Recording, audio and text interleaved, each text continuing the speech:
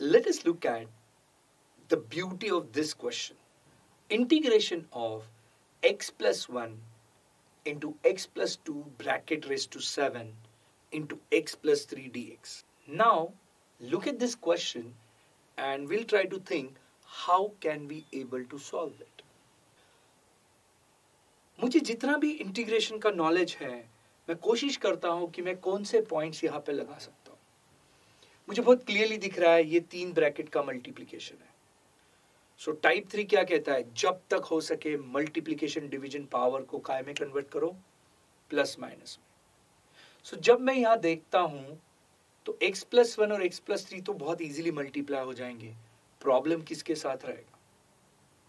Correct, x plus 2 bracket raise to 7 के साथ रहेगा, जो कि अगर मैं एक्सपांड करना चाहूं बाइनोमियल थ्योरम से बहुत बड़ा हो जाएगा.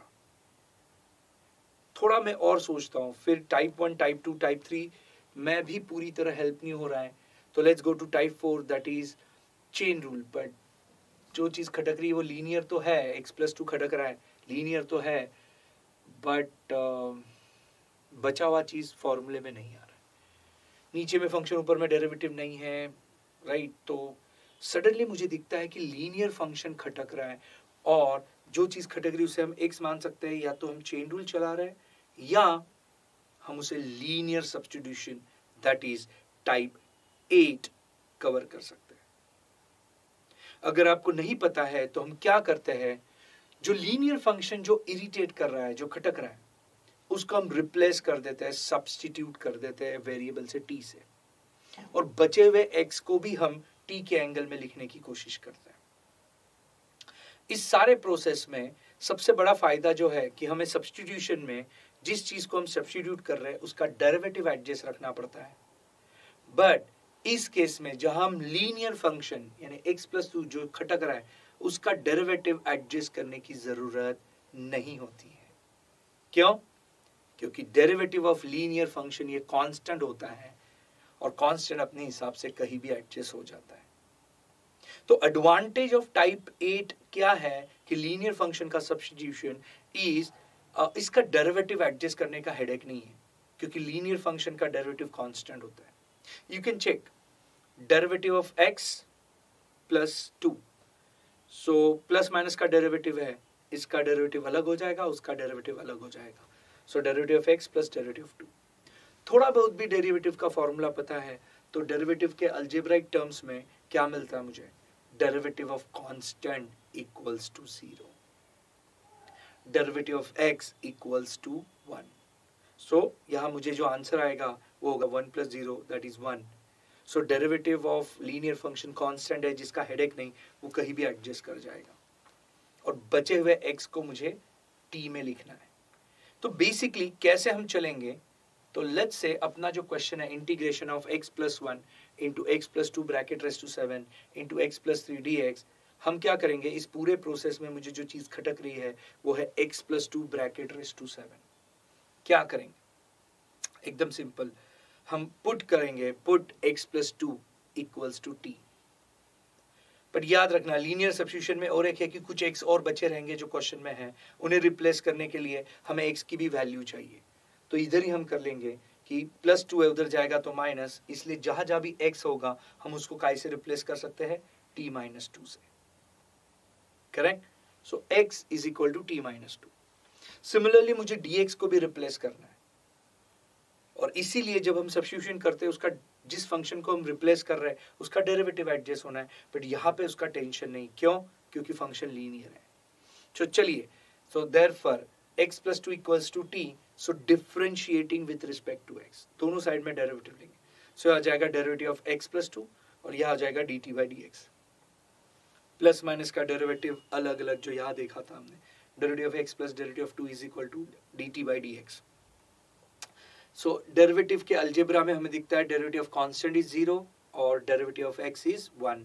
सो मेरे को जो नेक्स्ट नेचुरल एक्सटेंशन होगा कि derivative of x is 1, derivative of 2 is 0. सो जो नेचुरल एक्सटेंशन होगा डेरिवेटिव ऑफ x क्या हो जाएगा 1 और डेरिवेटिव ऑफ 2 हो जाएगा 0 जो कि कांस्टेंट है dt by dx. So net हो जाएगा 1 is equal to dt by dx. Division में LHS में आ जाएगा तो 1 dx दैट इज dx हो जाएगा. सो मुझे दिखता है कि इस सब्स्टिट्यूशन में जहाँ जहाँ भी dx है मैं उसको काय से रिप्लेस करूँगा, करेक्ट, dt से।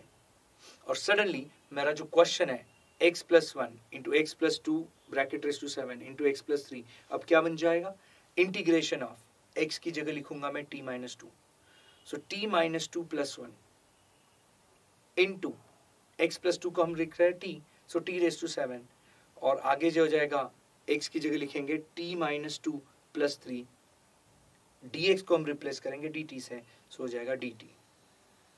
सडनली अब ये क्वेश्चन सॉल्वेबल कैटेगरी में दिख रहा है। So natural extension minus 2 plus 1 हो जाएगा minus 1, so integration of t minus 1 into T raise to 7 into t plus 1 dt।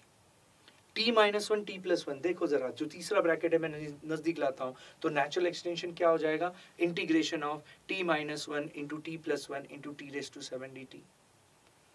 हमारे पास एक्सपांशन फॉर्मूले में फॉर्मूला है a minus b into a plus B.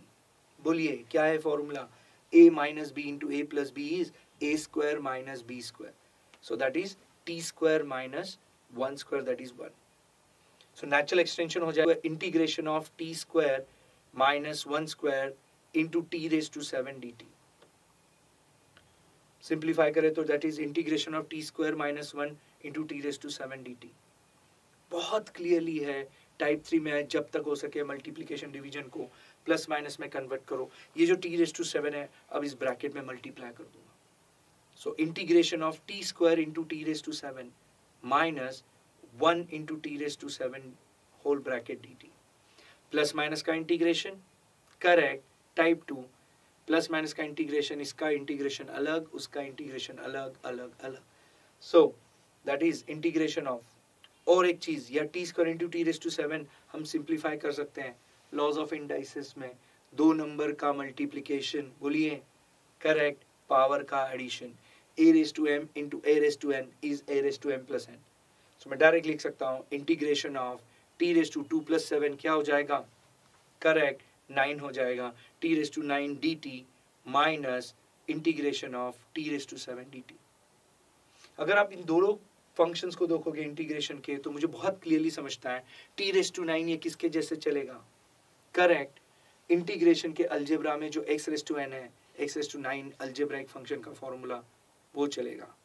याद है आपको इंटीग्रेशन के x रेस टू n का formula, correct, integration of x raise to n dx is x raise to n plus 1 upon n plus 1 plus c। तो power 1 से बढ़ जाएगा और वही पावर डिनोमिनेटर में रिपीट हो जाएगा। सो यहाँ पे जो नेचुरल एक्सटेंशन है, फॉर्मूला लगाना है x रेस टू n का इंटीग्रेशन का t के लिए, सो आंसर हो जाएगा t raise to 10 upon 10 minus t raise to 8 upon 8 plus c। याद रखना t नहीं था जो हमने क्रिएट किया, और क्या वैल्यू थी t की, correct, x plus 2, so t को बैक रिप्लेस कर देंगे, तो मेरा नेट आंसर है x plus 2 raise to 10 upon 10 minus x plus 2 raise to 8 upon 8 plus c। महसूस कर रहे हो कि टाइप 8 ये बहुत सिंपल कर देता है कि जो फंक्शन लीनियर है और वो खटक रहा है, क्वेश्चन सिंप्लीफाई नहीं कर पा रहा है इजीली, तो हम उसको सब्स्टिट्यूट कर देंगे। याद रखना लीनियर फंक्शन के डेरिवेटिव एडजस्ट करने का हेडेक नहीं है, क्योंकि लीनियर फंक्शन का डेरिवेटिव ये कांस्टेंट आता है जो अपने आप को कहीं भी एडजस्ट कर लेता है, और हम क्वेश्चन को सब्स्टिट्यूट करके बहुत सिंप्लीफाई करके बहुत ही जल्दी उसका आंसर ला सकते हैं।